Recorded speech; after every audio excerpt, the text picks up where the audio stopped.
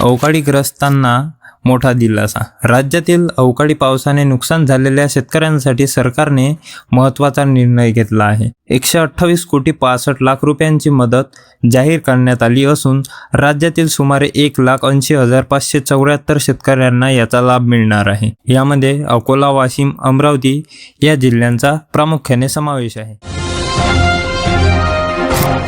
तसेच साखर कारखाने आणि FRP राज्यातील 96 साखर कारखान्यांनी अद्याप FRP देण्याबाबत टाळाटाळ केली आहे। यामुळे स्वाभिमानी शेतकरी संघटनेने आंदोलनाचा पवित्रा घेतला असून शेतकऱ्यांचे पैसे थकवणाऱ्या कारखान्यांवर कारवाईची मागणी केली जात आहे।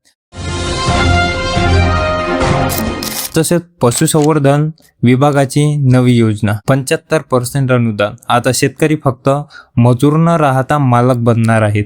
मुख्यमंत्री ग्रामीण पशुधन उद्योजकता योजनेअंतर्गत शेतकऱ्यांना 75% अनुदान दिले जाणार आहे। पशुपालन व्यवसायाला चालना देण्यासाठी ही एक मोठी संधी आहे।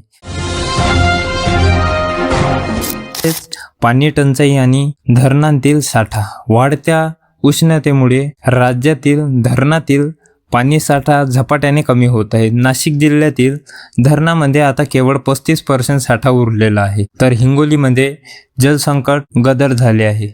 शेतकऱ्यांनी पाण्याचा वापर जपून करण्याचे आवाहन प्रशासनाने केले आहे।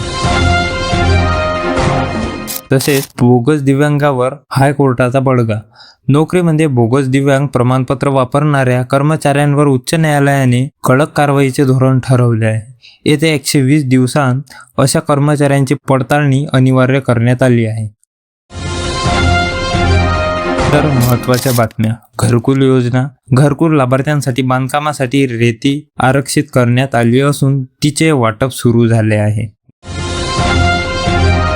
गहू खरेदी। केंद्र सरकारच्या गहू खरेदीला वेग आला असून एकाच आठवड्यात 51% वाढ झाली आहे। कांदा दर। कांदा उत्पादक शेतकरी पुन्हा आक्रमक झाले असून 500 रुपये अनुदान देण्याची मागणी भारत दिघोडे यांनी केली आहे। मित्रांनो, अवकाळी पाऊस आणि बदलत्या वातावरणामुळे पिकांचे नियोजन करताना मिश्र पिकांचा पर्याय निवडा, असा सल्ला कृषी विभागाने दिला आहे। तुम्हाला ही माहिती कशी वाटली कमेंटमध्ये नक्की सांगा। शेतीविषयक अशाच ताज्या अपडेट्ससाठी आपल्या योजना मित्र चॅनलला सबस्क्राईब करून बेल नोटिफिकेशन नक्की ऑन करा। भेटूया पुढच्या व्हिडिओमध्ये, तोपर्यंत धन्यवाद।